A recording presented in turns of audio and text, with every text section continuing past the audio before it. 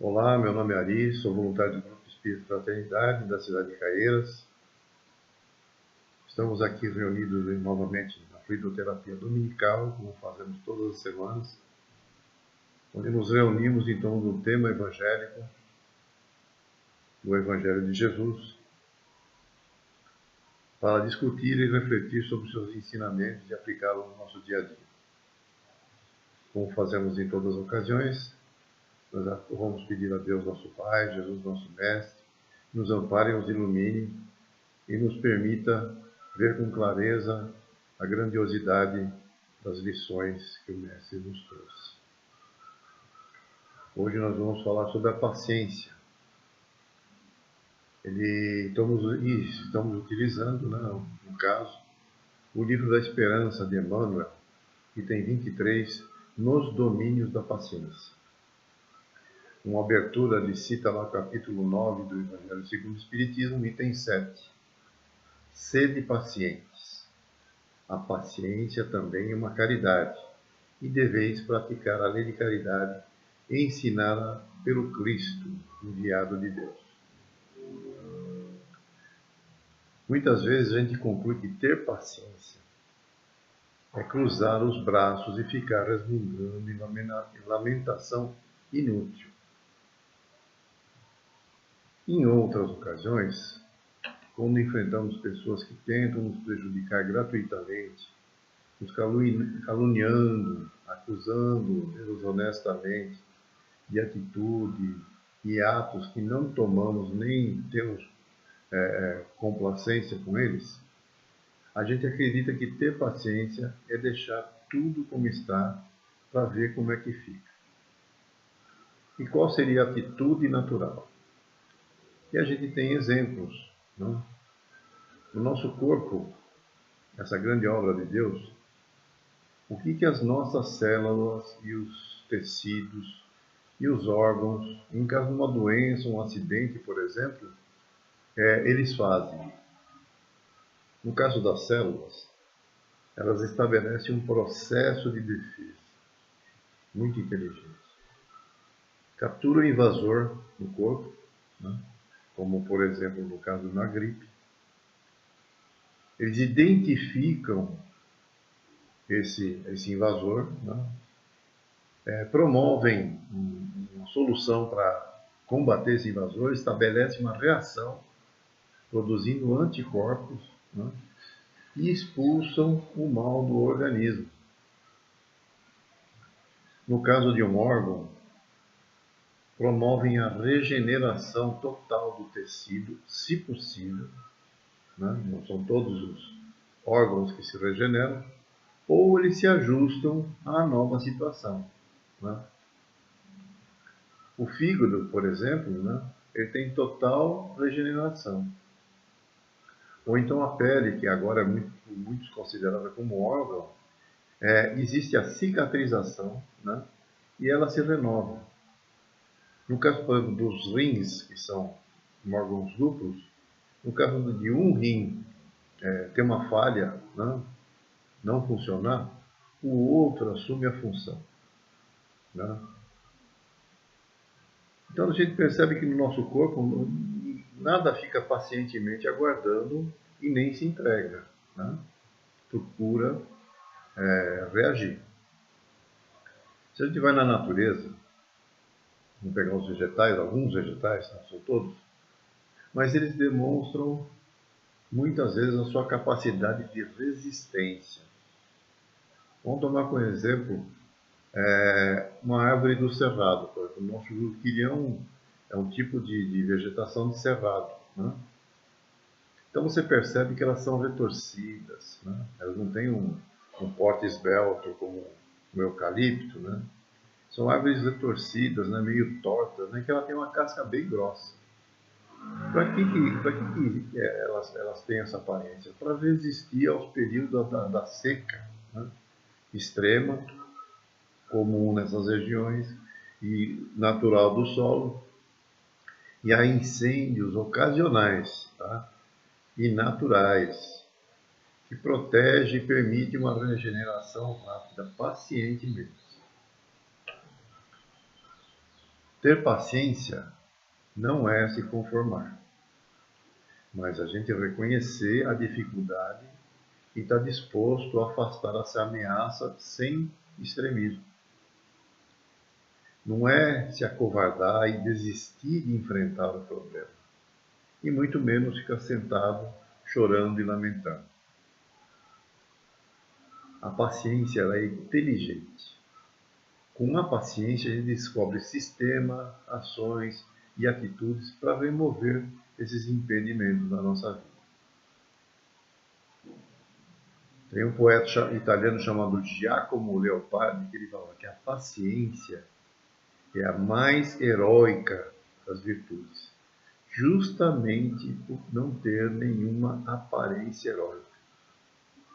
Então, assim, quando a gente olha o ato de paciência, a gente vê que ele não tem na paciência um ato triunfante, né, glorioso, notável, como a gente vê nos fatos heróicos de algumas pessoas. Né?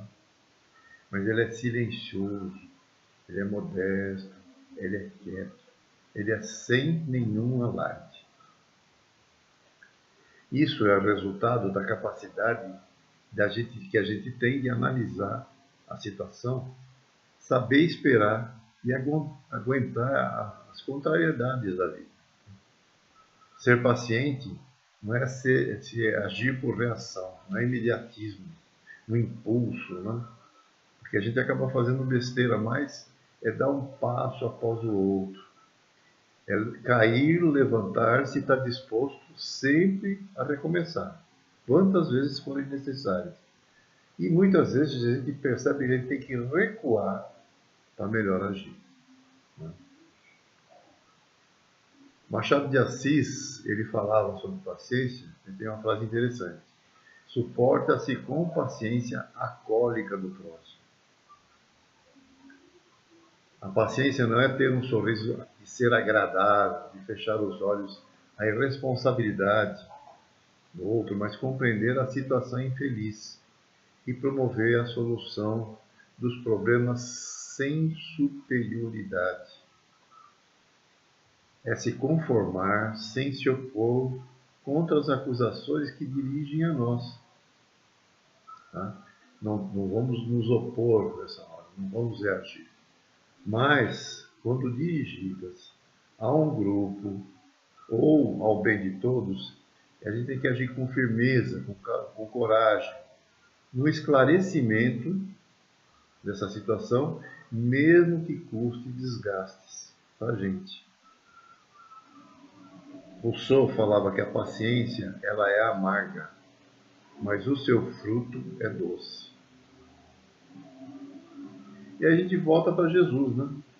Ele foi a paciência ilimitada. Ele ensinou pacientemente seus discípulos e seguidores, compreendendo que eles tinham limitações, que eles não conheciam nada. E ele fez com que eles crescessem espiritualmente. Suportou acusações, suportou perseguições. Ele enfrentou as armadilhas que os doutores da lei lhe preparavam com paciência, sabendo que eles estavam preparando, mas paciente, esperou o momento para responder. Ele suportou as calúnias e sempre contra-argumentou, sempre debateu, sempre explicou e sempre ensinou com carinho, com humildade, com generosidade. Ele nunca foi assim, se exacerbou, se demonstrou a sua superioridade ante eles. E nunca foi cúmplice do mal. La Fontaine também tem uma frase sobre paciência. Paciência e tempo dão mais resultado que força e raiva. Com certeza. Né? Paulo falava, a caridade é paciência e benigna, para o outro e para nós. Aí alguém pode falar, mas Jesus, ele expulsou os vendilhões do templo e perdeu a paciência. A agressividade que é citada, né, não fazia parte de Jesus. O que ele foi firme na sua ação e agiu de acordo com a lei e costume religioso vigente naquela época, tá? O judaísmo. E de forma clara, quando ele põe os expulsos vendilhões. Ele não foi complacente com a ilegalidade, e era uma ilegalidade que eles estavam fazendo, não podia fazer aquilo dentro do templo. E uma hipocrisia muito grande, porque os beneficiários do comércio eram os próprios sacerdotes corruptos do templo. E ele fala: tirai daqui estas coisas, não façais da casa do meu pai casa de negócio. Quantos não fazem casa de negócio? Falam que é a casa do pai, mas fazem uma casa de negócio. Ele foi simples e direto. A gravidade da situação existente exigia firmeza. Ele não foi agressivo. O relato de uma postura agressiva é por conta da encenação literária que as pessoas imputaram dentro da passagem evangélica. E assim, a impaciência que às vezes a gente tem é a reação de quem nos provoca, espera, né, que a gente tenha um erro nosso, que nós cometamos um erro de reagir. A melhor maneira de frustrar o mal é colocar em prática as sugestões do bem. Para isso a gente tem que ter sintonia com os bons espíritos. Né? Se eu estiver destemperado, não vou estar sintonizado com os bons espíritos.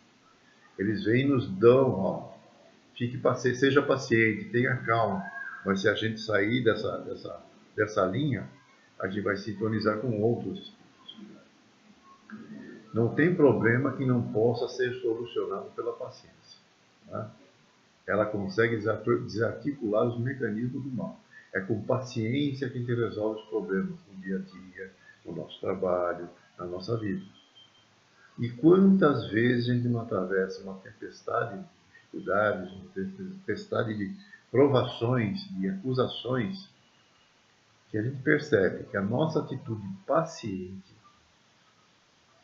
que muitas vezes as pessoas consideram essa atitude covarde, né? Que a gente é molenga, que a gente foi tímido, se amedrontou, né? Foi a mais adequada, a mais certeira, correta, justa, né? E favorável. Né? Depois que a gente vai analisar, a gente acaba percebendo isso. O próprio Chico falou sobre paciência. Né? Ele fala que não me considero um homem de paciência, mas se acaso não tivesse aprendido com os bons espíritos algo do valor dessa virtude, eu teria criado mais sérios embaraços para a minha própria vida. Os obstáculos no exercício da mediunidade sempre me foram um desafio constante. Não me lembro de um só dia que eu tivesse atravessado sem problema. Ele atravessou muitos dias com problemas para resolver. E assim, como que a gente pretende habitar um mundo de regeneração se a gente não adquiriu a paciência? Não dá para imaginar, é impossível imaginar um mundo de regeneração habitado por seres impacientes. Por quê?